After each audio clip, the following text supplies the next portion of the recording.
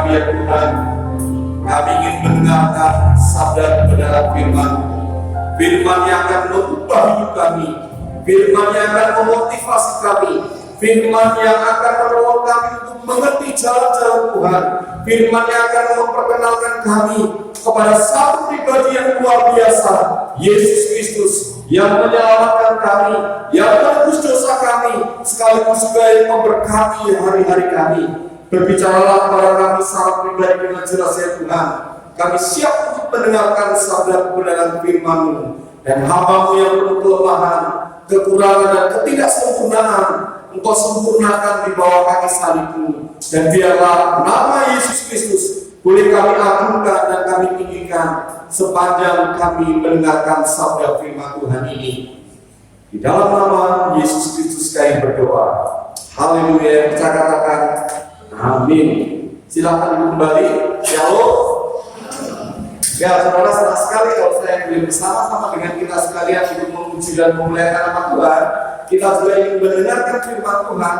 Seperti yang saya bilang minggu yang lalu bahwa ini khotbah berseri selama 8 minggu, 8 kali khotbah saya akan menyampaikan mengenai pengakuan Yesus Kristus.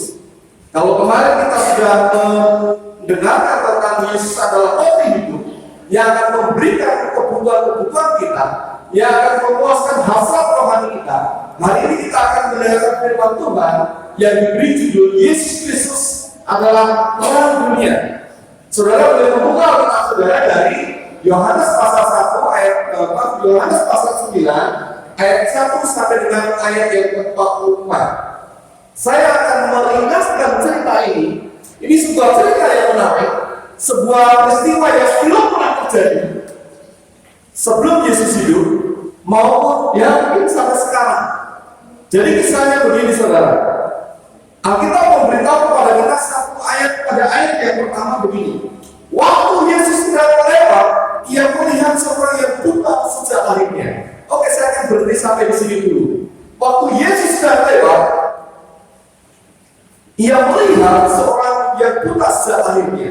Tetapi mari kita akan lihat dari sisi sang orang buta ini, saudara. Orang buta ini oleh Alkitab diberitahukan bahwa dia adalah orang yang suka meminta-minta. Dia sudah buta sejak lahirnya, mungkin dia dibuang oleh keluarganya, dia diasingkan, dia disingkirkan. Kenapa? Karena orang yang lahir cacat sejak lahir pada waktu itu dianggap sebagai orang yang dikutuk Tuhan, dianggap sebagai orang berdosa, dianggap sebagai orang yang mendapat hukuman dari Tuhan, baik orang itu sendiri maupun orang tuanya. Jadi orang ini mungkin dibuang, tidak diterima oleh lingkungannya, akhirnya dia mengambil keputusan atau dia bekerja sebagai seorang pengemis. Ketika dia ada di tempat di mana dia berdiri, Yesus lewat. Bagi dia, orang-orang yang lewat itu adalah sesuatu yang biasa. Bagi dia, orang-orang yang lewat itu ada orang yang memberi, ada orang yang tidak memberi. Bagi orang buta ini mungkin itu sesuatu yang biasa. Tetapi saudara, pada waktu Yesus sedang lewat, ternyata itu bukan sesuatu yang biasa saja. Ini mengajarkan kepada kita bahwa di dalam hidup kita tidak ada sesuatu yang kebetulan. Bukan suatu kebetulan kalau saudara ada di tempat ini. Bukan suatu kebetulan kalau saya berdiri di tempat ini. Bukan suatu kebetulan kalau tadi Pak Anies menyanyi. Bukan suatu kebetulan kalau saya melayani saudara di kota Serwi ini. Sebuah kota yang tidak pernah saya pikirkan sejak dulu kala. Sebuah pulau yang kecil, saya tidak pernah berpikir akan ada di tempat ini. Tetapi saya tidak percaya tidak ada sesuatu yang kebetulan di dalam hidup ini. Saudara lahir dari keluarga apapun juga, mau orang kaya, orang miskin, dari bupati, wali kota, gubernur, sampai anak presiden, bukan suatu kebetulan. Tidak ada yang kebetulan di dunia ini. Dan ketika orang buta ini ada, dia seperti biasa mengemis. Pada waktu itulah kairosnya Tuhan. Yesus lewat dan Yesus melihat orang buta itu. Alkitab memberitahu kepada kita, ia melihat seorang yang buta sejak lahirnya. Di sekitar tempat itu pasti ada banyak pengemis, ada banyak orang yang sedang mengalami kesulitan hidup, ada orang yang sedang sakit. Tapi waktu Yesus lewat, Yesus melihat orang buta itu. Dan bukan suatu kebetulan, sekali lagi, Yesus melihat orang buta itu. Lalu kisah selanjutnya kita tahu di situ bahwa murid-muridnya mulai bertanya, Guru, Tuhan, Rabi, siapa yang berdosa? Orang ini kan atau orang Tuhan? Terjadi perdebatan di situ. Lalu Yesus mengatakan, bukan orang ini, bukan pula orang tuanya, tetapi supaya kuasa Tuhan dinyatakan atas orang ini. Pada akhirnya Yesus mulai mengaduk tanah, mengaduk ludahnya dengan tanah. Kalau orang buta ini bisa melihat, dia nggak akan mau ditempelin ludah, saudara ya. Ada virus corona. Tapi orang buta ini kan tidak bisa melihat. Lalu diaduk di tanah, ditempelkan. Tuhan Yesus berkata, pergilah ke kolam Siloam, basuh di sana, lalu tunjukkanlah dirimu kepada orang ini. Apa yang terjadi, saudara? Orang buta ini disembuhkan. Dan terjadi perdebatan, saudara. Mujizat terjadi, orang ini tidak luar biasa. Orang ini merasa suka cita karena dia bisa melihat banyak orang. Dia bisa melihat dunia ini. Dia bisa melihat indahnya lingkungan sekitar dia. Dia bisa melihat apa yang selama ini hanya dia dengar dari kata orang. Tetapi saudara, orang yang mengalami mujizat ini menimbulkan perdebatan di antara orang Yahudi, di antara orang Farisi. Mereka mempertanyakan, siapa yang menyembuhkan kamu? Siapa yang memulaikan kamu? Orang mulai berdebat, mencari tahu siapa. Dan pada waktu Yesus membuat mujizat itu adalah hari Sabat, hari di mana menurut peraturan orang-orang Farisi, hari di mana orang tidak boleh bekerja, menyalakan lampu pun tidak boleh, memasak tidak boleh, menolong orang yang sedang kesakitan tidak boleh. Tetapi kalau ada binatang yang masuk ke lubang, ke dalam sumur, boleh mengangkatnya, tidak mau rugi orang Farisi itu. Ya. Nah saudara, ketika itu terjadi perdebatan. Pada akhirnya harus mengklarifikasi ke sana, mengklarifikasi ke orang tuanya.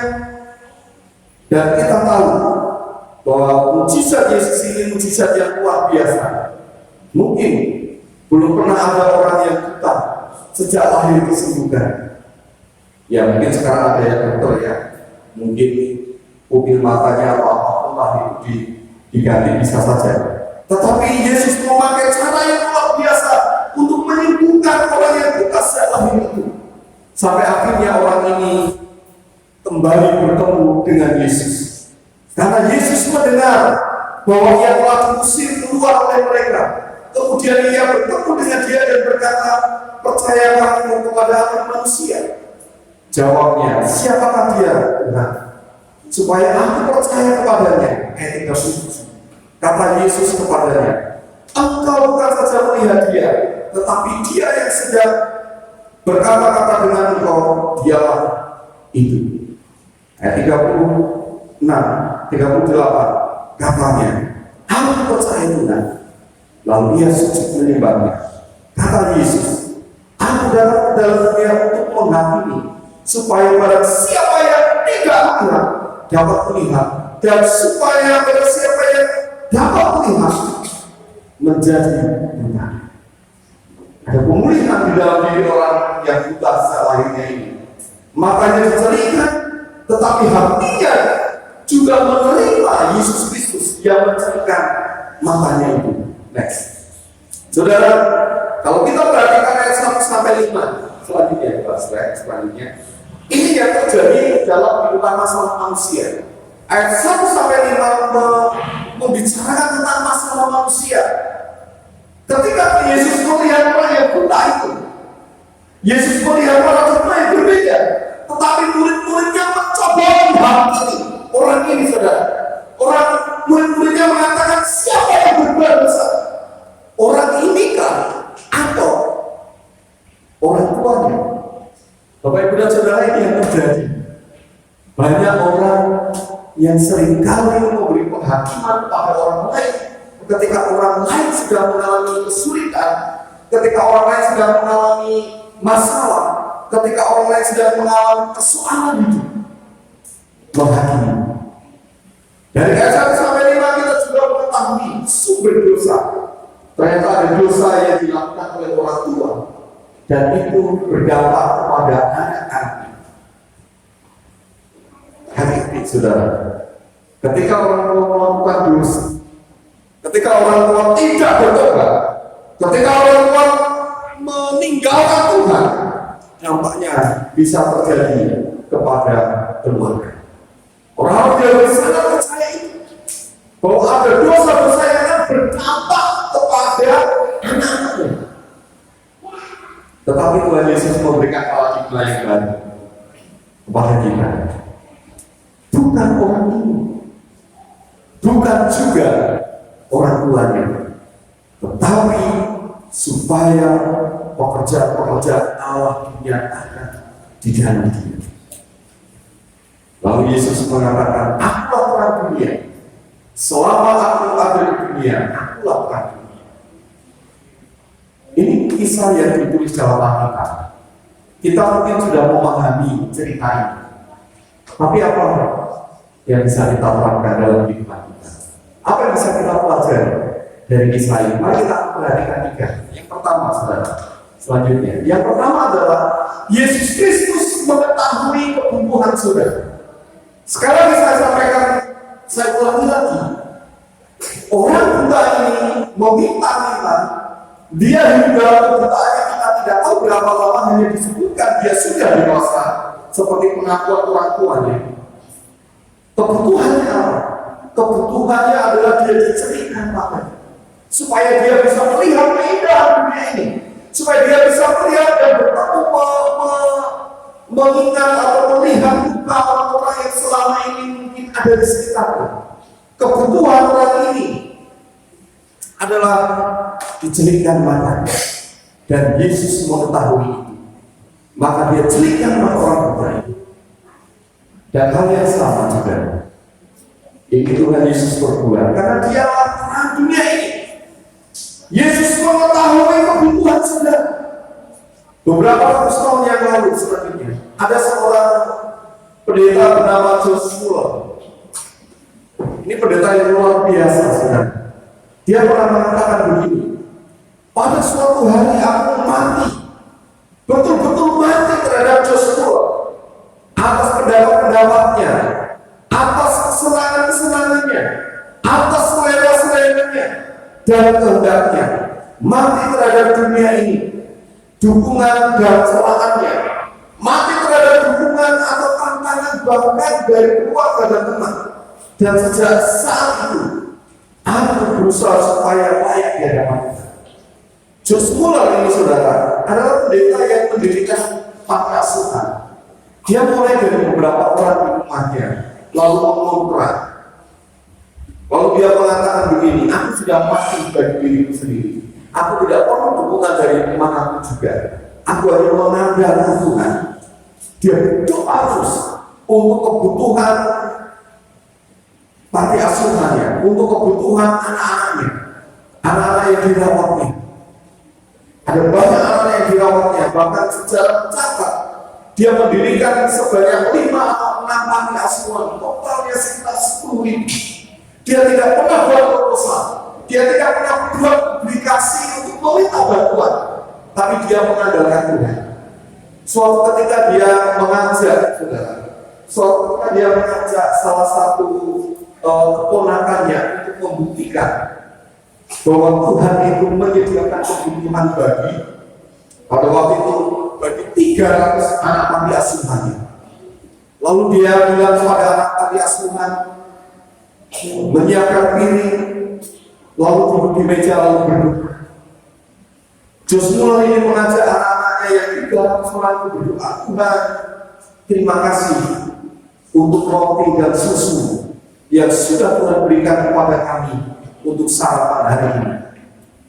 Padahal pada waktu itu tidak ada roti dan susu, saudara. Tapi apa yang terjadi? Setelah angin tidak berapa lama, pintu rumah ditutup, saudara. Pintu rumah ditutup. Dan di situ berdiri seorang supir truk yang membawa roti. Dia bilang, Pak Joshua, mobil saya mogok di depan. Jadi roti ini mungkin akan terlambat untuk saya distribusikan. Daripada roti ini tidak terdistribusikan, lebih baik roti ini saya kasih kepada Bapak. Dia kasih roti itu, saudara, untuk 300 orang. Joshua mengatakan kepada keponakannya, lihat, Tuhan sedang bekerja di mana. Lalu tidak begitu lama, saudara, dia masuk dan membagikan roti itu, anak-anak makan dengan senang sekali. Tidak begitu lama, pintu diketuk lagi. Ternyata ada tukang susu yang seharusnya mengantarkan susu ke sebuah tempat, tapi dia mengatakan bahwa saya merasa bahwa saya harus berhenti di sini untuk memberikan susu ini kepada Bapak pendeta. Joshua membuktikan bahwa Yesus Kristus mengetahui kebutuhannya. Ketika dia berdoa untuk sarapan hari itu untuk 300 orang, Tuhan berikan tempat pada waktunya tanpa dia mempublikasikan kebutuhan itu kepada orang lain.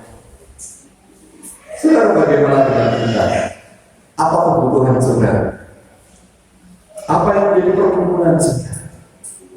Yesus Kristus terang. Dia memberikan jawaban kepada kita. Dia mengetahui kebutuhan saudara. Dia mengerti apa yang saudara perlukan. Saya tidak berbicara karena saya pendeta, saudara. Tetapi saya berbicara karena saya punya Tuhan Yesus Kristus yang sanggup untuk memberikan kebutuhan kita. Mungkin saudara membutuhkan kehidupan finansial yang baik, atau mungkin saudara membutuhkan kesembuhan, saudara membutuhkan pekerjaan.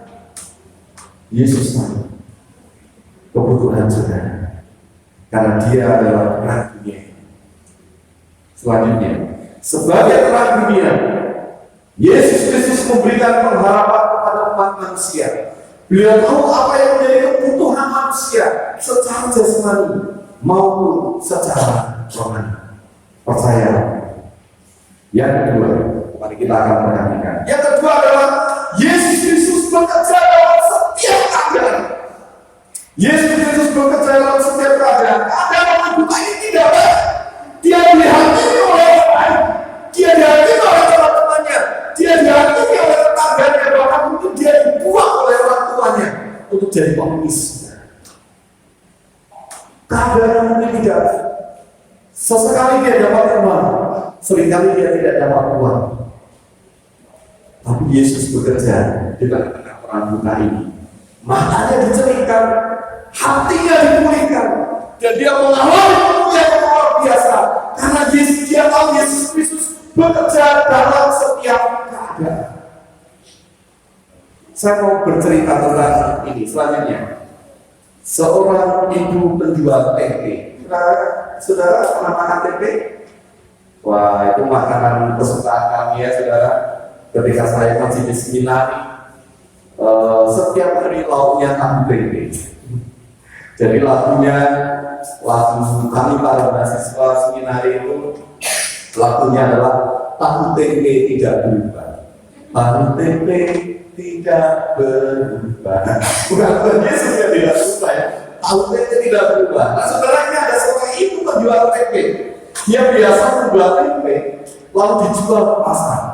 Dia bangun pagi-pagi membuat tempe, lalu malamnya dia membuat tempe, dia kasih ragi, lalu paginya dia jual ke pasar.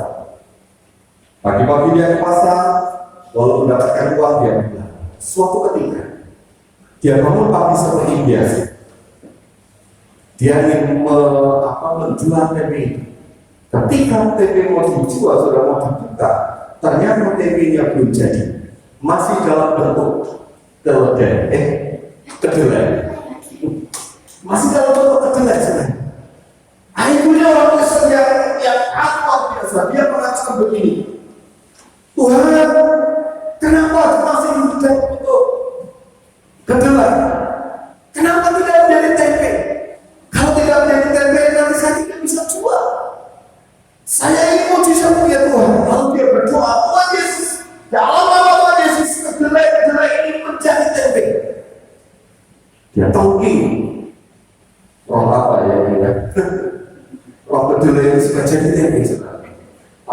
minta sedikit. Ternyata saudara akan terjadi. Kedelai itu tetap menjadi kedelai, tidak menjadi tempe. Hari sudah presiden terus berdoa, ternyata tidak menjadi mujizat. Akhirnya dia mengatakan, saya harus melangkah dengan iman. Saya akan bawa tempe ini yang belum jadi ini sampai ke pasar. Saya yakin dalam perjalanan kedelai ini akan menjadi tempe. Dia mulai bawa ini sebenarnya. Dia taruh di pasar, dia taruh di tempat tempatnya seperti biasa. Dia taruh, lalu dia mulai melihat, intip sedikit saudara. Diintip sedikit. Dia berharap sepanjang perjalanan itu terjadi mujizat. Kedelai itu menjadi tempe. Apa yang terjadi? Dia buka, tetap tidak menjadi tempe. Orang-orang yang belajar melihat tidak jadi beli. Lalu hari mulai siang, dia terus berdoa, Tuhan, saya yakin dan percaya ada mujizat. Kedelai ini akan menjadi tempe. Dia berdoa begitu terus, saudara. Tetapi tidak ada mujizat. Saudara pernah berdoa seperti itu? Dalam nama Yesus, waktu disembuh, flu-nya pergi. Tetap aja flu, saudara. Sudah minum obat, sudah minum air yang bagus, yang banyak, tetap aja sakit. Tapi Tuhan punya cara, ya saudara. Tuhan selalu punya cara. Tuhan selalu punya cara untuk menolong kita. Tuhan selalu punya cara untuk memberkati. Dan itu terjadi dari ini. Dia berharap mujizat kedelainya menjadi tempe. Tapi apa yang terjadi? Ketika waktu siang, orang sudah mulai pergi pulang, para pedagang sudah mulai menutup lapak. Ada seorang ibu yang naik mobil yang bagus. Dia berhenti di pasar. Dia beli. Lalu saat ibu penjual tempe bertanya, "Mak, ibu mencari apa?" "Oh, saya sedang mencari tempe. Anak saya di Jakarta tidak mencari tempe yang berasal dari desa ini." Bayangin ya saudara, orang muda itu kan kadang aneh ya saudara. Mintanya macam-macam. Saya ketika Bu Anis tadi agak macam sedikit. Ketika Bu Anis hamil si kembar saudara, kami tinggal di desa. Di desa yang kira-kira jaraknya dari kota itu 5 km. Dan kota terdekat, kota Salatiga itu kota kecil. Jadi belum ada supermarket yang buka 24 jam. Sekarang sudah ada. Ya mungkin 13 tahun yang lalu keadaannya mirip-mirip dengan seperti ini. Tengah malam Bu Anis itu bangun, dia minta apa? Minta es. Lalu saya bilang, mau es apa? Es teh? Es jeruk? Es teh? Enggak saudara, dia minta es krim.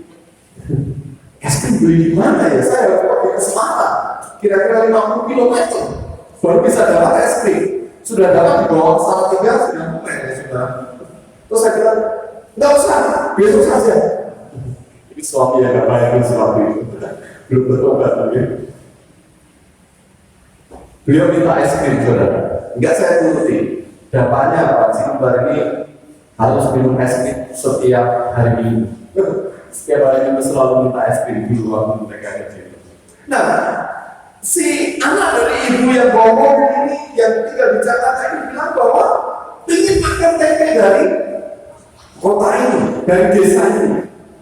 Tapi kalau membeli tempe yang sudah jadi, ketika dikirim ke Jakarta, itu pasti sudah busuk. Lalu ibu bilang, saya harus mencari tempe yang masih dalam bentuk kedelai. Berarti apa yang ada dalam hati ibu penjual tempe ini? Dia bersorak gimana? Puji Tuhan, ibu saya punya tempe yang masih dalam bentuk kedelai, belum laku sampai sekarang. Ibu mau berapa bungkus? Apa jawab ibu ini? Oh, saya mau semuanya. Dia ambil semuanya, saudara. Tuhan selalu punya cara. Sesulit keadaan saudara, sesulit apapun keadaan saudara, Tuhan punya cara untuk menolong saudara. Jangan pakai cara sendiri. Karena dia adalah orang dunia yang akan menolong saudara, yang akan memberkati saudara, memberi jalan yang mungkin tidak pernah saudara pikirkan. Karena apa? Selanjutnya, Sebagai terang dunia, Yesus Kristus akan menolong saudara dalam masa-masa sulit, serta bekerja dalam segala keadaan untuk mendatangkan kebaikan bagi kita yang mengasihi. Tuhan bekerja dalam segala keadaan untuk mendatangkan kebaikan bagi kita sekalian. Yang ketiga, Yesus Kristus akan memenuhi kerohanian. Setelah orang buta ini diceritakan, Yesus bertemu kembali orang buta ini karena orang buta yang sudah diceritakan ini karena dia diusir oleh orang-orang Yahudi. Lalu Yesus menawarkan sesuatu yang lebih daripada kesembuhan secara jasmani, yaitu kehidupan kekal.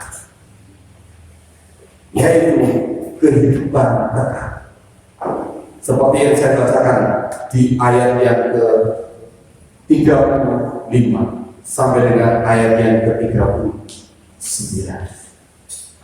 Orang yang buta ini oleh Yesus dijanjikan demikian, aku datang ke dalam dunia untuk menghakimi, supaya barang siapa yang tidak melihat dapat melihat, dan supaya barang siapa yang dapat melihat menjadi. Ini berbicara tentang masalah rohani. Selanjutnya, saudara, kalau kita perhatikan kebutuhan manusia ini seperti ini, saudara. Ada kebutuhan jasmani, ada kebutuhan jiwani, ada kebutuhan finansial, ada kebutuhan rohani. Kalau hidup kita ini kita gambarkan dengan segitiga, ini 4 kebutuhan itu harus dipenuhi dalam kehidupan kita.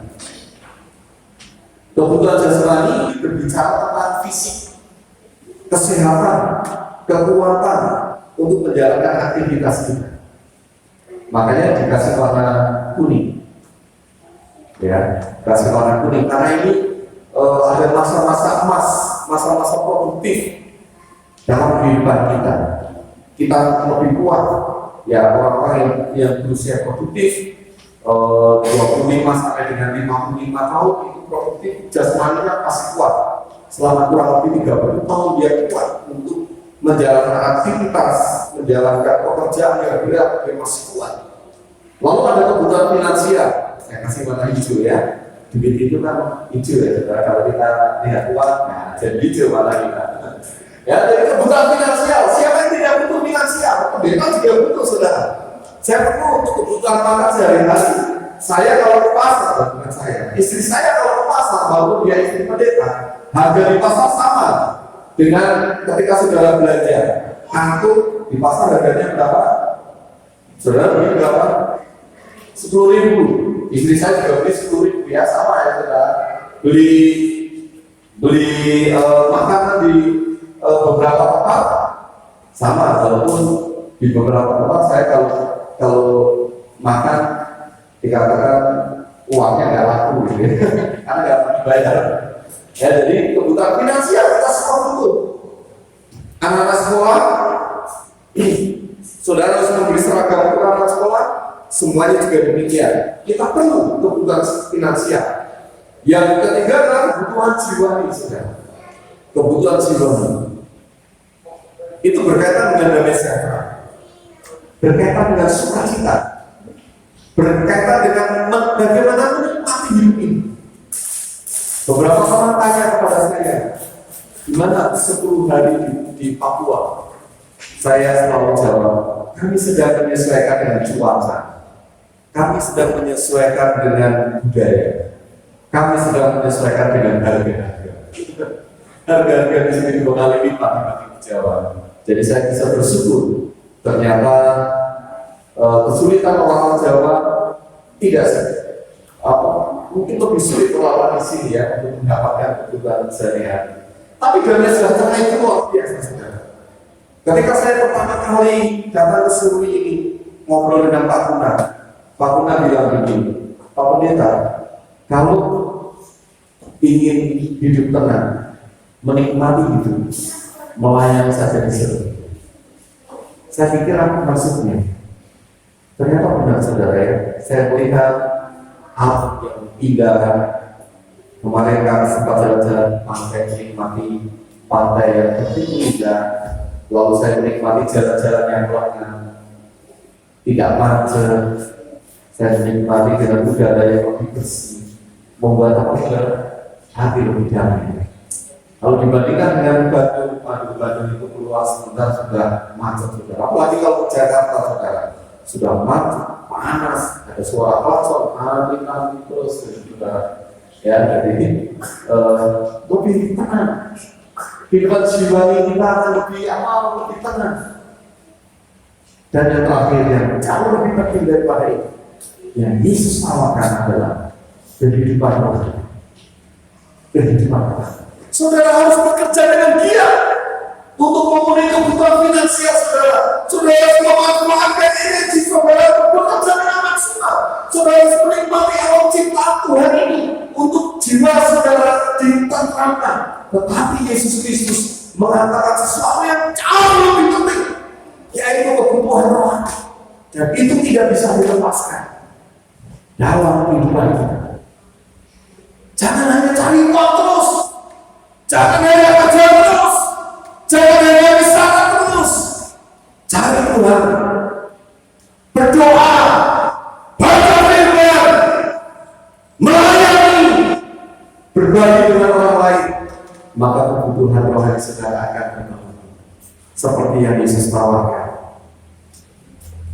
Apakah saudara mendengar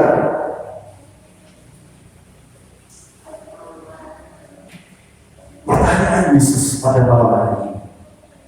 Seperti yang ditanyakan kepada orang yang percayakan kau kepada manusia, percayakan kau kepada manusia. Saya berharap saudara menjawab seperti yang orang buta ini sampai aku percaya, lalu ia sujud menyembah. Kata Yesus, aku datang ke dalam dunia untuk menghakimi, supaya barang siapa yang melihat dia, dan supaya barang siapa yang dapat melihat menjadi benar. Kebutuhan, 4 kebutuhan harus ada di dalam hidup saudara. Kebutuhan jasmani, kebutuhan finansial, kebutuhan jiwa, dan kebutuhan rohani. Semuanya harus kita di dalam hidup kita. Selanjutnya, sebagai terang dunia, Yesus Kristus akan membukakan hati kita dan kita untuk melihat akan kasih dan anugerah bagi umat manusia. Ibu yang mau saya sampaikan kepada mengikut Yesus itu bukan sekedar agama, tetapi bagaimana hati kita terbuka, melihat, merasakan kasih anugerah dari Yesus Kristus. Mungkin kalau hanya agama, saya dan saudara sudah beragama Kristen sejak kecil, bahkan sejak dalam kandungan kita sudah menjadi Kristen. Tetapi apakah kita mau membuka hati kita untuk melihat kasih dan anugerah Tuhan dari kita? Sebagai simpulan yang terakhir, Yesus Kristus adalah hati yang mengerti kebutuhan, sehingga beliau akan bekerja dalam segala keadaan untuk mendatangkan kebaikan bagi orang yang mengasihi. Sebagai terang dunia, Yesus Kristus akan memenuhi kebutuhan saudara, rohani, jiwani, jasmani, bahkan finansial saudara. Bagaimana dengan kita pada tahun ini? Mari kita akan tunduk kepala dan berdoa, merespon firman Tuhan. Silakan saudara berdoa secara pribadi.